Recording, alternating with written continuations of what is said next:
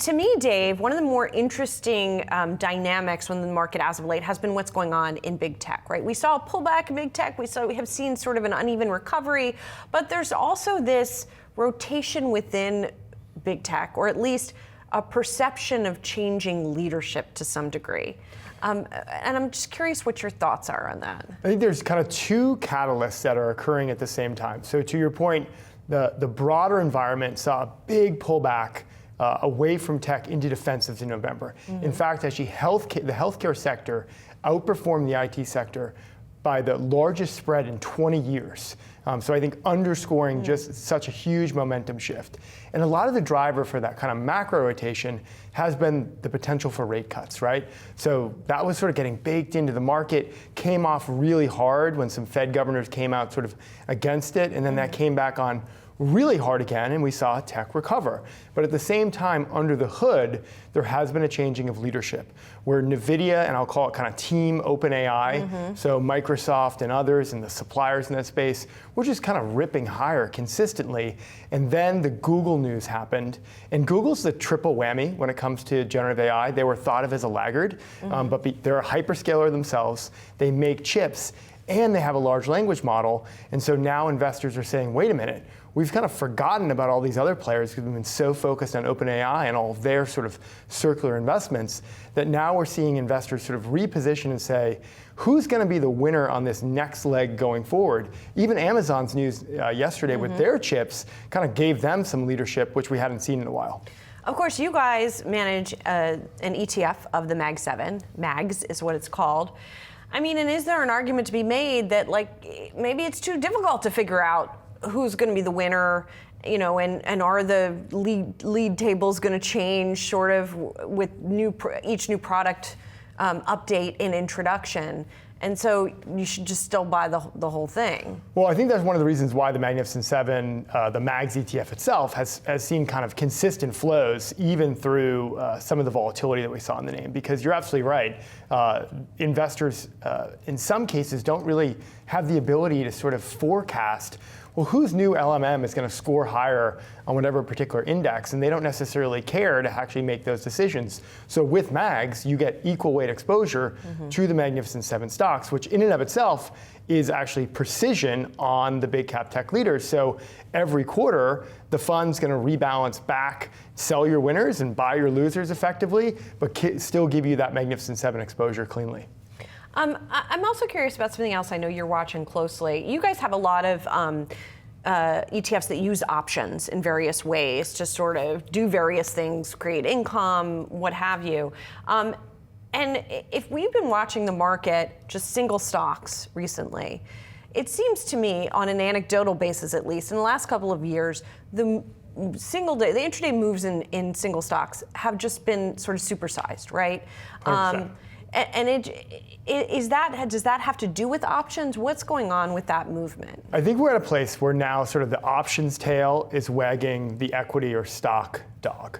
And we have sort of been building up to this for some time. So historically, how I learned fundamentals matter, look at the price multiples, look at the growth multiples. But now with the introduction of single stock options and the broad-based availability for retail investors, along with hedge funds and institutions to buy options and sell options, we now see actually the options market, particularly in smaller single stocks, some of these being, you know, we saw this with quantum, we saw it with nuclear names, really sort of that options volume be the price setter, and it has the potential for huge intraday swings. So what does that mean, right? There's probably a lot of folks listening that are using options effectively, and they can be a great tool for investors. To your point, we use them in a multitude of funds to meet particular objectives. But I think if we think about sort of market positioning, we now also have to think about that as a risk factor, one that maybe you can take advantage of when the momentum's there. But when that turns, like we saw in the early part of November, that will hit those names the hardest, because just as it's really easy to put on a leveraged options trade, it's just as easy to take it off. Yeah, I mean, I was looking at something like Supermicro, for example, which has really plunged, and one would have to think that it helped it on the upside because it had a huge, parabolic move upward. But one has to think that that's part of the reason for the downside also. Exacerbates it. Most definitely. So I think that name in particular has some of its own kind of idiosyncratic issues, of course, and a stock is not necessarily immune to what's actually going on with its fundamentals. But because the positioning can happen so rapidly and in such mass, because an individual retail investor, whether they're buying $100, $100,000, may not seem like a lot for stocks with billions of dollars in market cap, or if not trillions. But when everyone is doing the same trade, and then momentum-based hedge funds are piling on, you're definitely going to see the whipsaws. Speaking of whipsaws, one of the areas that sees whipsaws is in the meme stock area. You guys recently reintroduced the meme ETF. It's not very big, we should say, but we see sort of little spurts of activity within that world.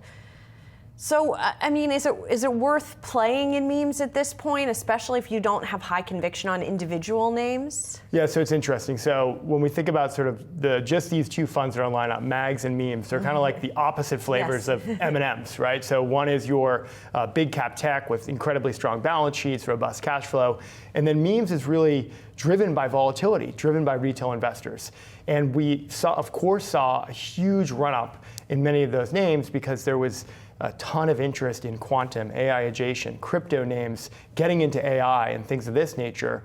That's pulled back pretty sharply. A lot of that is driven by that kind of December rate cut coming off the table, then coming back on.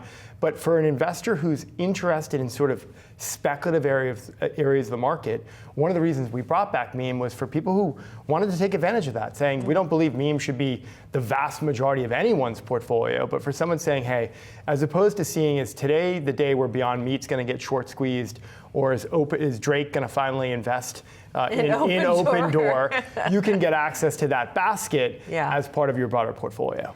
Okay, and what's the thinking on like the meme activity as a reflection of the bigger market?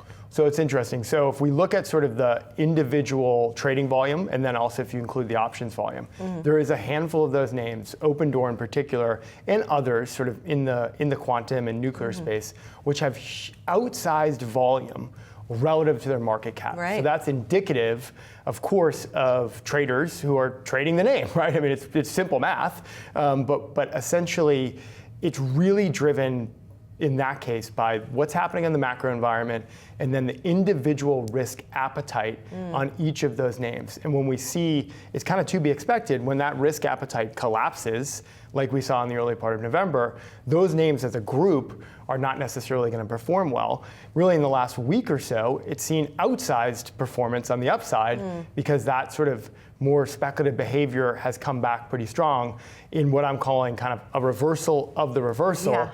And today being kind of another good example, if we look at market action today, of where people are kind of trying to pick their winners and really say, what's going to happen through the tail end of 2025, let alone what's going to occur in 2026. Yeah, and who knows at this point, but I'm sure we'll talk about it again. Thanks so much for being here, Dave. Thank you. Appreciate it.